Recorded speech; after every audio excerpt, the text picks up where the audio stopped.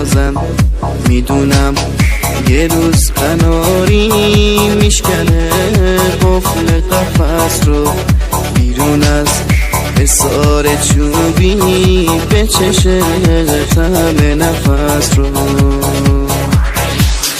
مثل آتیش بودم اما سرد شدم توی نگاهه، تو قفس تنهام گذاشتی مونده چشم من به راهت، تو قفس تنهام گذاشتی مونده چشم من به راهت.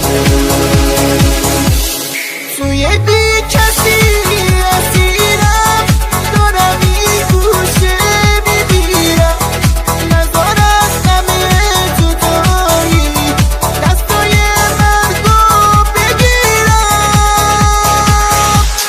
توی بی کسی اسیرم، دارم این گوشه میبیرم، نزار از همه جدایی دستای مرگو بگیرم، نزار از همه جدایی دستای مرگو بگیرم.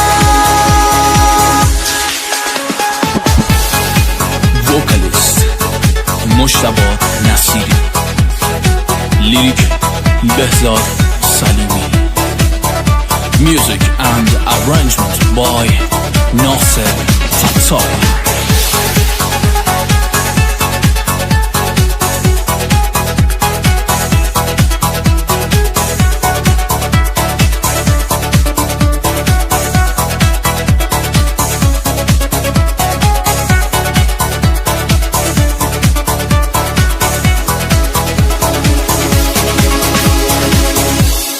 خیلی ساله غم عشقت روی شونه هام نشسته، بغض بی تو بودن من توی این گلوم شکسته، حتی فکرشم عذابه که تو رو نبینمت باز، جای لبهای تو عشقه روی گونه هام نشسته، جای لبهای تو عشقه روی گونه هام نشسته.